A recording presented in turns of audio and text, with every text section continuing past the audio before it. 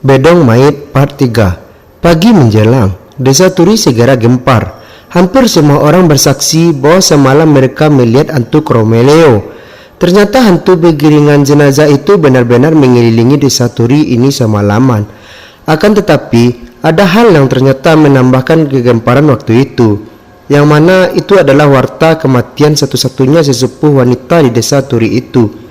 Beliau adalah Mbah Nantri Paring, orang yang kemarin juga sempat bertanya kepada Dirja, anak dari Mbah Ganjul itu, yang mana ia bertanya apakah ketika dimakamkan tali pocong Mbah Ganjul sudah dilepaskan.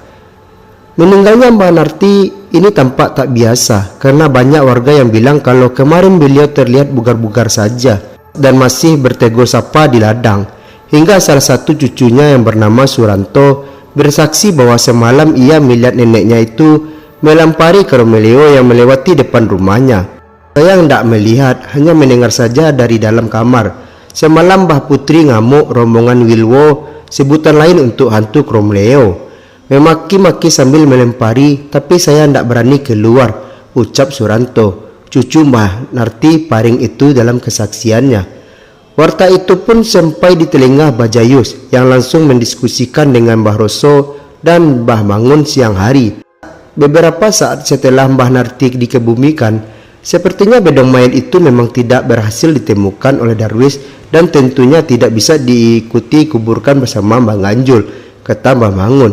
Iya betul, karena tidak mungkin Kromeleo dari Ngumuk Pati itu turun kalau tidak dipancing oleh si bedong mayat itu yang sekarang sudah keliaran, tanggap Mbah Roso yang menyebut nama Ngumuk Pati sesuai lembah yang di desa Turi ini, yang konon menjadi tempat di mana hantu pengiring jenazah itu berasal. Asu, saya benar kecewa dengan kegagalan Ganjul mendidik anak dan cucunya. Begini jadinya, wasiat sepele itu diabaikan begitu saja, kata Mbak Roso lagi, yang segera ditanggapi oleh Mbak Jayus. Wes, Kak, tidak ada gunanya kita menyalahkan. Yang terpenting sekarang adalah ke rumah Ganjul untuk mencari barang itu, ucap Mbak Jayus, kali ini disela Mbah Mangun. Jangan sekarang, kita ini baru saja sembuh dari Sawan Pati. Sawan Pati dari mana lagi kalau bukan dari kematian teman kita Ganjul. Dan baru tadi pagi ini kita sedikit bugar. Kalau kita ke sana sekarang, saya yakin kita bisa ambruk lagi, ucap Mbah Mangun yang tak lama kemudian kembali berkata, saya ini curiga kalau kesakitan kita hampir 2 pekan ini adalah ulah si bedong mayit, agar kita tidak turut mencari dan menguburkan bersama jasad Ganjul. Dan sebenarnya kita ini masih beruntung loh. Darwis sempat mengingat wasiat itu. Coba saja kalau Darwis tidak bicara, mungkin kita juga tidak tahu kalau Ganjul masih menyimpan bedong mayat itu. Selama ini kita tahunya barang itu sudah dilurung, tambah Mbah Mangun yang dibalas oleh Mbah Roso dengan tunduk kepala. Tapi para warga sekarang tetap perlu ditenangkan, kata Mbah Roso beberapa saat setelah itu. Iya, nanti kita ngomong bareng-bareng dengan Pak Cirik, biar dia saja yang menawarkan kepada warga, jawab Mbah Mangun kembali. 3 sesepuh itu pun kembali larut dalam obrolan, membahas tentang kain rombeng yang mereka sebut bedong mayat itu, dengan opini-opini yang kebanyakan mengundut biangnya dari Mbah Ganjul. Menurut mereka, memelihara bedong mayat adalah kebodohan yang disengaja.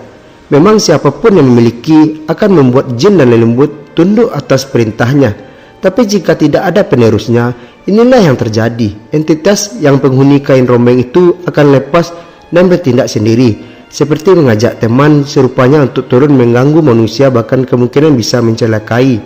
Tapi seandainya Darwis mau, sebenarnya dia bisa menyelesaikan masalah ini tanpa repot dan membuat kegaduhan, karena si bedong mayat itu akan hanya untuk tunduk dengan keturunan di pemilik sebelumnya. Sela Mbah Roso di tengah obrolan itu yang tak lama kemudian langsung disenggah oleh Mbak Jayus.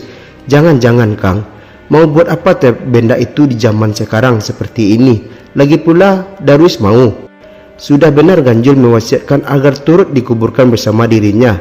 Kita terus saja apa yang menjadi keinginan Ganjul, kata Mbak Jayus yang kembali ditanggapi oleh Mbak Roso. Iya benar sih, tapi seandainya ini hanya berandai-andai saja. Apakah mungkin ini hanya mengganggu lelumbut biasa yang tidak ada hubungannya dengan bedong mayat itu? Alias masih ada kemungkinan kalau barang itu sebenarnya memang benar-benar sudah dilarung oleh Ganjul. seperti sepengetahuan kita sebelum ini. Apakah mungkin? Kata Mbah Roso yang segera disambut oleh Mbah Mangun. Amin, amin. Kalau itu terjadi sih mungkin kita tidak akan terlalu repot. Tapi sebaiknya kita pastikan dulu saja kepada Darwis. Apakah dulu Gajul memang pernah benar-benar mewasiatkan? Sembut Mbah Mangun yang mana dia bersamaan dengan kedatangan Pak Cerik dengan tergopoh-gopoh.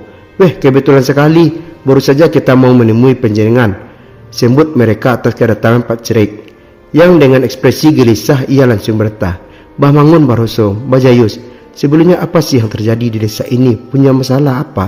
Bukan Pak Cerik yang setelah itu bercerita tentang kejadian yang semalam dialami. Ceritanya kurang lebih sama dengan orang kebanyakan, yang mana semalam Pak Cerik juga melihat Romeo dan mendengar beberapa kali ketukan di pintu rumahnya. Seumur hidup baru kali ini saya melihat Dedemit dengan mata kepala saya sendiri, dan baru kali ini saya benar-benar percaya bahwa hantu Romeo yang menjadi penunggung Gumung Pati itu bukan sekedar cerita dongeng masa kecil saya, ucap Pak Cerik dengan keresahannya. Ketiga sesepuh itu tampak sejenak terdiam dengan cerita Pak Cerik. Mereka pun kini terlihat saling menatap dan tak lama setelah itu mereka pun mencoba untuk memberi penjelasan. Begini Pak Cerik, kami bertiga sudah membicarakan itu, ucap Mbah Jayus mewakili diawali penjelasan. Terus bagaimana Mbah? Tanggap Pak Cerik yang kembali disambut oleh Mbah Jayus dan berkata, kalau perkiraan kami benar, sepertinya ketakutan dan gangguan lembut itu masih akan terus terjadi di desa ini sampai nantinya barang yang menjadi penyebab masalah kita ditemukan, kata Mbah Jayus yang awalnya membuat Pak Cerik tak paham. Newu sewu, barang apa Mbah? Tanya Pak Cerik yang kali ini dijelaskan oleh Mbah Mangun. Sepertinya yang sudah diketahui, Mbah Mangun pun menjelaskan kepada Pak Cerik perlihatkan rombeng wasiat mendiang Mbah Ganjul yang harusnya ikut dikuburkan bersama jasadnya, yang mana dugaan sementara itulah yang memicu teror ganjil di belakangan ini. Kami juga belum bertanya langsung kepada Darwis apakah benda itu benar-benar telah dikuburkan bersama jasad Kang Ganjul. Tapi pendapat pribadi saya, tanda-tanda yang sudah terjadi seperti ini mengarah ke sana. Jelas Mbah Mangun yang tiba-tiba membuat dahi Pak Cerik menjerit karena mengingat sesuatu. Oh, bisa jadi Mbah, tanggap Pak Cerik beberapa saat kemudian. Bisa jadi apa? Tanya Mbah Jayus. Mbah Roso dan Mbah Mangun juga mengkerutkan alisnya, yang mana tak lama kemudian Pak Cerik pun kembali berkata, saya jadi ingat Mbah, tempoh hari beberapa saat sebelum Mbah Ganjul dimakamkan, tempatnya ketika rombongan jenazah mulai berjalan menuju makam, Darwis sempat bertanya kepada saya tentang keberadaan penjenengan Mbah Jayus, Mbah Roso dan Mbah Mangun. Wajahnya memang terlihat panik. Apa mungkin itu ada hubungannya Mbah? Jelas Pak Cerik yang seketika membuat ketiga sesepuh itu terdiam beberapa saat. Wah benar iki nyoe, sepertinya benar, sambung Mbah Roso yang kembali disela oleh Pak Cerik yang mengajak ketiga sesepuh itu agar menemui Darwis sekarang juga. Nuhun sewu, apa kita ke Darwis saja? Ajak Pak Cerik yang langsung tolak oleh Mbah Mangun. Jangan sekarang Mas, kami bertiga ini baru saja lepas dari Sawan, Saripah, Lelayu, dan setelah mendengar cerita sampean barusan, kami juga semakin yakin kalau Sawan itu adalah ulah dari sebedong mayit Ganjul. Menurut kepercayaan saya, darah kami masih bau, dan kalau saat ini kami menginjak tempat di mana Sawan itu diduga berasal, akan cukup membahayakan tubuh saya. Kang Mangun dan Kang Jayus yang sudah tua ini, jelas Mbah Mangun yang berikan alasan di balik penolakan itu. Oh Pak Cerik, kita tunggu barang sehari 2 hari sampai pening-pening ini hilang. Nah, untuk kalau berkenan, malah jenengan saja dulu yang nemui Darwis dan setelah itu melaporkan kepada kami. Tambah Mbah Roso kini yang ternyata ditolak oleh Pak Cerik. Wah, ngapunten Mah, kalau itu saya gak berani. Saya tunggu saja sampai dan jenengan semua siap, dan kita temui Darwis sama-sama. Dan kalau perlu besok pagi saya akan kirim telegram juga kepada Dirja selaku bapaknya. Tolak Pak Cerik yang tiba-tiba dijawab Mbah Roso dengan nada yang agak tinggi. Nggak usah Mas, nggak usah kasih tahu Dirja dulu. Dia tidak akan membantu apa-apa juga. Kalau mempersulit seperti ini, malah ia nanti akan ada waktunya satu anak Ganjul yang keras kepala itu tahu dan percaya, ungkap Mbah Roso yang seperti agak menaruh kebencian dengan anak temannya itu. Oh nanggi Mbah, siap kalau begitu. Penjenengan saya manut, tapi untuk sekarang apa yang harus kita lakukan, kata Pak Cerik yang lagi meminta petunjuk. Ketiga sesepuh itu pun sejenak berunding untuk memikirkan penanggalan apa yang paling mudah untuk dibuat. Namun setelah beberapa saat saling tukar pendapat, Mbah Jayus dan Mbah Roso dan Mbah Mangun itu tampaknya tidak berhasil menemukan. Sampai akhirnya tiba-tiba saja ketiga sesepuh itu pun saling menatap dan sepertinya memikirkan sesuatu yang sama dalam otaknya. Mbah Roso menggelengkan kepalanya seakan paham dengan pikiran kedua temannya itu. Begitu pula dengan Mbah Jayus yang tiba-tiba berkata, ojo ne kui, jangan kalau itu, kata Mbah Jayus tiba-tiba yang segera ditimpal oleh Mbah Mangun dengan sebuah pertanyaan. Sampean ini memikirkan apa? Kata Mbah Mangun setelah itu. Pak Cirik hanya menatap kebingungan. Dia sama sekali tidak paham dengan perangai aneh ketiga kakek-kakek di depannya itu. Hingga Mbah Mangun pun kembali berkata, satu-satu yang bisa kita lakukan adalah menyamai benong mayit itu yang hanya tali mayit, kata Mbah Mangun yang seketika membuat Pak Cirik semakin bertanya-tanya. Apa ini? Batin Pak Cirik mendengar ucapan yang semakin mengelantur itu. Sementara Mbah Roso dan Mbah Jayus tampak menanggapi kata Mbah Mangun dengan pasrah, karena sepertinya hanya benda itulah yang saat ini bisa sedikit memperbaiki keadaan. Oh benar, memang saya masih menyimpannya, kata Mbah Roso yang setelah itu diikuti juga dengan Mbah Jayus yang juga memberikan pertanyaan yang sama. Pak Carik hanya bisa berprasangka kalau sepertinya ketiga sesepuh itu hendak sedang memaksakan diri untuk melakukan hal yang sebenarnya tidak ingin mereka lakukan. Hingga fakta baru pun terkuak, yang mana fakta itu adalah perihal Mbah Mangun dan Mbah Roso dan Mbah Jayus yang ternyata memiliki tali mayat. Berbeda dengan tali pocong yang mengikat bagian atas kepala jenazah, tali mayat ini adalah tali yang mengikat bagian lain selain kepala dari jenazah yang sudah dikafani. Bisa juga bagian leher, tengah, paha ataupun kaki. Tapi apakah barang yang sudah kita kubur puluhan tahun itu lalu ia masih utuh? Ucap Mbah Jayus yang kembali dijawab oleh Mbah Mangun. Yang penting kita masih ingat di mana kita menguburkan. Lagi pula barang itu kan dalam peti, pasti masih utuh, kata Mbah Mangun. Pak Carik hanya bisa ternganga mendengar pembicaraan tak lazim dari ketiga sesepuh di desa itu. Hingga Mbah Roso pun berpesan kepadanya agar merahasiakan hal ini. Gini Mas Carik, pokoknya jangan diam saja, jangan bilang siapa-siapa tentang bendang mayit Kang Ganjul itu. Begitu juga dengan benda yang baru saja kami bicarakan ini, kata Mbah Roso yang langsung disanggupi oleh Pak Carik. Nggih Mas, sandiki dahu, siap laksanakan. Terus bagaimana ini jalan keluarnya? Paling tidak untuk menenangkan orang-orang. Saya kesini juga atas kemauan dari banyak warga yang ketakutan, kata Pak Carik yang kali ini menjawab oleh Mbah Mangun. Sudah Mas, katakan sama warga, sedang diurus oleh para tetua. Paling tidak nanti malam jenengan kesini lagi. Kami akan berikan 3 barang tali mayat itu untuk dikuburkan di Gapura, perbatasan desa dan ambang pintu jalan Lempati, ucap Mbah Mangun yang kembali ditimpal oleh Pak Carik. Waduh, kalau saya yang harus melakukan sendiri, saya tidak berani Mbah. Ngabuten, apa boleh saya mengajak orang lain, timpalnya? Boleh Mas. Yang penting orang lain jangan sampai tahu kalau itu adalah tali mayat kepunyaan kami, kata Mbah Mangun lagi. Nih Mbah, siap. Tapi apakah ini manjur Mbah? Kata Pak Carik lagi yang sepertinya agak meragukan. Hingga kini Mbah Jayus yang menjawabnya. Manjur Mas, tenang saja, paling tidak tali mayat itu bisa meredamnya sampai bedong mayat itu ditemukan. Sudah sekarang jenengan kabari warga saja, sementara kami akan mulai mempersiapkannya. Pak Carik pun pamit, dan sore itu juga ketiga sesepuh itu langsung bergegas menuju belakang rumahnya masing-masing, sembari membawa cangkul kecil untuk menggali tali mayat yang sudah mereka kuburkan puluhan tahun lalu itu. Ketiga pria senja itu pun mulai menggali pekarangan belakang rumah mereka masing-masing. Beruntung ingatan kakek-kakek itu masih tajam, sehingga cucukan wangkilnya langsung berada di tepat titik di mana barang terlarang itu dikubur.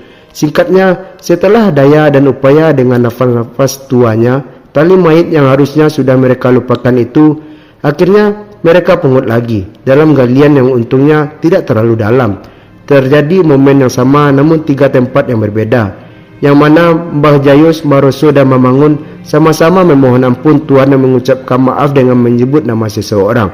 Amun Gusti Pangeran, amit siwu, yuwun kamputen, suargi langgeng kanggeng, armahumah Ibu Mawarti Suketi.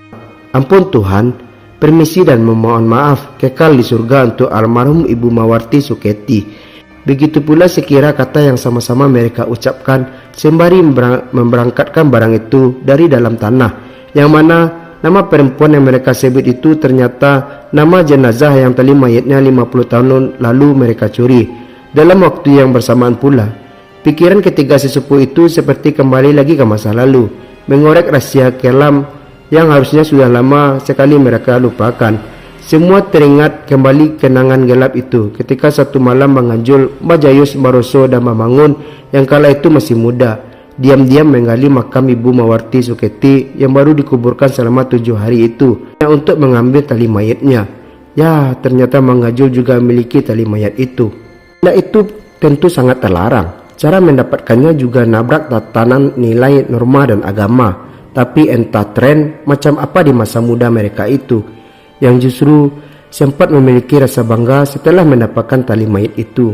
Malam pun menjelang, ketiga sesepuh itu kembali berkumpul di rumah Baroso untuk menunggu Pak Cerik.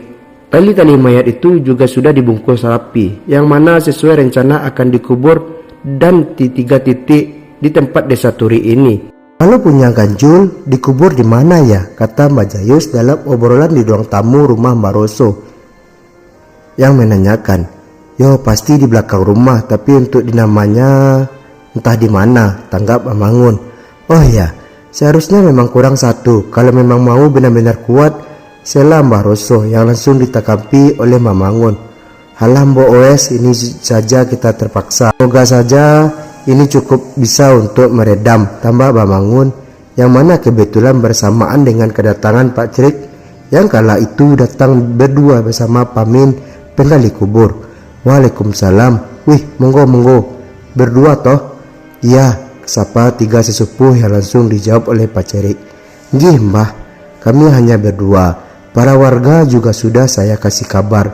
Pokoknya mereka pasrah bokongan, memberi kuasa penuh dan meminta pertolongan kepada janengan-janengan para sesepuh, jawab Pak Cerik malam itu.